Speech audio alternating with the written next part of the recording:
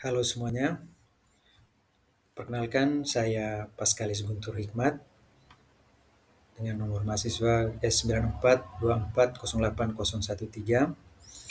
Saya akan mencoba menjelaskan terkait metode dalam sistem pengambilan keputusan, yaitu metode grid analysis dan pair comparison analysis. Ini merupakan salah satu tugas mata kuliah sistem pengambilan keputusan yang diampu oleh Ibu Dr. Dewi Handayani STMT.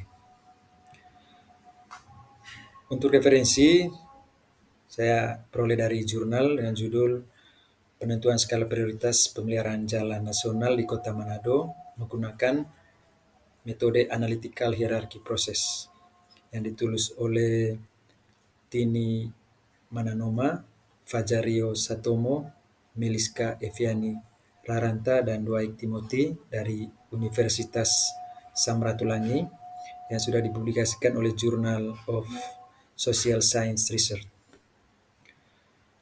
Latar belakangnya adalah kondisi jalan akan mengalami penurunan seiring dengan umur pelayanan yang diakibatkan oleh beban lalu lintas dan beberapa faktor lain. Sehingga untuk menjaga fungsionalitasnya, maka diperlukan adanya upaya pemeliharaan jalan. Penurunan kondisi jalan ini mempengaruhi keamanan transportasi jalan, di mana kondisi jalan yang rusak akan meningkatkan risiko kecelakaan. Untuk itu, pemeliharaan jalan menjadi sangat penting untuk dilakukan, seperti halnya juga pada jalan nasional di Kota Manado, di mana nantinya akan diambil keputusan untuk menetapkan prioritas jalan mana yang akan ditangani. Pengambilan keputusan yang tepat, efektif, dan efisien akan memberi dampak positif bagi masyarakat. Metodenya adalah metode grid analysis dan pair comparison analysis. Yang pertama, metode grid analysis. Metode ini merupakan metode pengambilan keputusan yang berguna untuk menentukan pilihan atas satu alternatif solusi, di mana penggunaan yang paling efektif adalah bila dihadapkan pada sejumlah alternatif solusi yang menarik, serta terdapatnya beragam faktor yang harus dipertimbangkan dalam pengambilan keputusan. Langkah-langkah pengambilan keputusan, yang pertama adalah menentukan pilihan alternatif. Nah, di sini ada 3 pilihan alternatif, yaitu ruas Jalan Yosudarso, Jalan L. Marta Dinata, dan Jalan Jenderal Sudirman. Selanjutnya, langkah berikutnya adalah identifikasi kriteria. Kriteria yang dipakai dalam penilaian ini adalah kriteria kondisi jalan, kriteria nilai lalu lintas harian rata-rata, dan kriteria panjang jalan. Seperti yang terlihat, sudah terdapat data sekunder dari hasil penelitian pada jurnal. Langkah selanjutnya adalah kita membuat matriks nilai kriteria. Untuk bobot nilai kriteria, untuk kondisi jalan pada Jalan Yosudarso dan Jalan R. Marta Dinata diberi bobot 1 dengan kondisi 100%, dan untuk Jalan Jenderal Sudirman diberi bobot 2 dengan kondisi jalan 86,42%. Sedangkan untuk kriteria nilai LHR, nilai LHR tertinggi diberi bobot 3 dan nilai LHR terendah diberi bobot 1. Demikian juga untuk kriteria panjang jalan. Jalan dengan panjang jalan tertinggi diberi nilai bobot 3 dan jalan dengan panjang terendah diberi bobot 1. Langkah selanjutnya adalah menentukan nilai relatif. Nilai relatif sudah diperoleh dari hasil penelitian, yaitu untuk kriteria kondisi jalan, nilai relatifnya adalah 0,106, kriteria LHR, nilai relatifnya adalah 0,633, dan kriteria panjang jalan, nilai relatifnya adalah 0,260. Selanjutnya adalah menentukan nilai akhir. Nilai akhir ini diperoleh dari perkalian nilai relatif, dan bobot. Seperti yang terlihat, total dari masing-masing hasil perkalian nilai relatif dan bobot pada jalan Yosudarso totalnya adalah 2,152, jalan El Marta Dinata 2,265, dan jalan Jenderal Sudirman 1,365. Jadi terlihat ranking untuk jalan R. Marta Dinata ranking 1 dan jalan Yosudarso ranking 2 serta jalan Jenderal Sudirman ranking 3.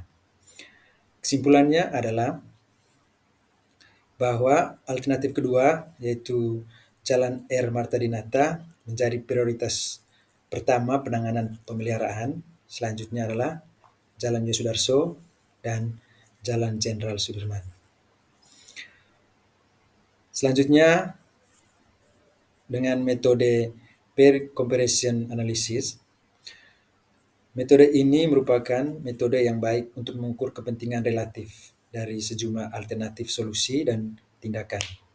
Analisis ini memudahkan kita untuk menentukan keputusan ketika skala prioritas dari masalah dan solusi tidak jelas, atau ketika seluruh solusi terhadap masalah memiliki kemungkinan menarik untuk dipilih.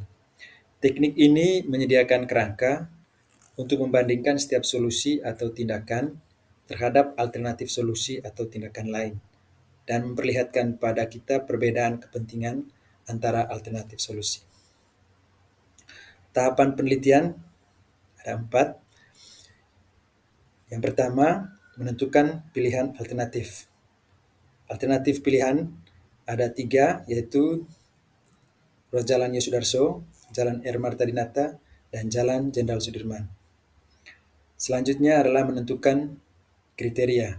Kriteria yang dipilih ada 3, yaitu kriteria kondisi jalan, kriteria nilai lalu lintas harian rata-rata, dan kriteria panjang jalan.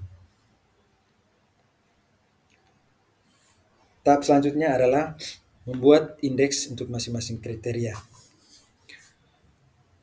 Untuk pembobotannya, 0 berarti tidak lebih penting dan diberi bobot 1 untuk lebih penting. Dari tabel bisa dijelaskan bahwa kondisi jalan tidak lebih penting dari nilai LHR. Jadi diberi bobot 0. Kondisi jalan juga tidak lebih penting dari panjang jalan. Jadi diberi bobot 0 juga. Sedangkan untuk nilai LHR ini lebih penting dari kondisi jalan, diberi bobot 1, dan nilai LHR juga lebih penting dari panjang jalan, diberi bobot 1. Untuk kriteria panjang jalan, lebih penting dari kondisi jalan, diberi bobot 1, dan tidak lebih penting dari nilai LHR, jadi diberi bobot 2. Nilai kriteria ini ditotalkan. Untuk nilai kondisi jalan totalnya 0, untuk nilai LHR total 2, dan nilai panjang jalan totalnya 1.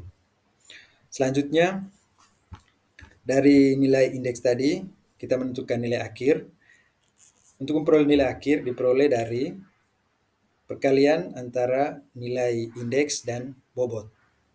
Seperti pada tabel sudah terlihat bahwa total untuk jalan Yosudarso 7, dan total untuk jalan R. Marta Dinata 8, dan untuk ruas jalan Jenderal Sudirman totalnya 5. Terlihat bahwa ranking untuk jalan R. Marta Dinata 1, jalan Yosudarso 2, dan jalan Jenderal Sudirman 3. Dari hasil analisis ini bisa disimpulkan bahwa alternatif 2 yaitu jalan R. Marta Dinata menjadi prioritas penanganan pemeliharaan dengan nilai tertinggi.